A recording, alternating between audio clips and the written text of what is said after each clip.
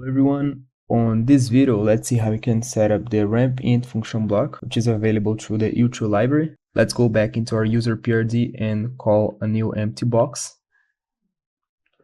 Okay, so I'm assigning this box to the ramp underscore int function.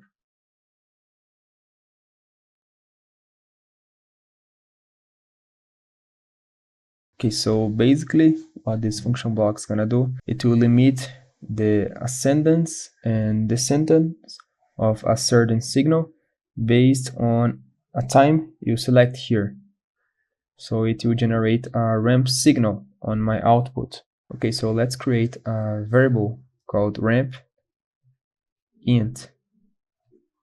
Let's say that I want to perform a ramp on my output, which will add 20 units in 1 second and descend 20 units or decrease 20 units in 1 second too. So as I want 1 second, so my time base is going to be t 1s, which stands for 1 second. And if I want to have a reset for this function block, I can create a variable called reset ramp.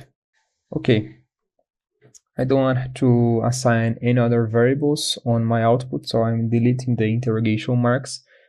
And let's download this to the simulator.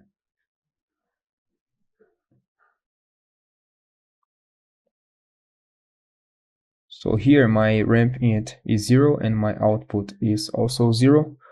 Let's say that I'm gonna write the value 40 on my ramp int. So as I am increasing 20 units every 1 second and I'm currently on the 0, I will take 2 seconds to reach the value 40 on my output. So it will generate an ascending ramp.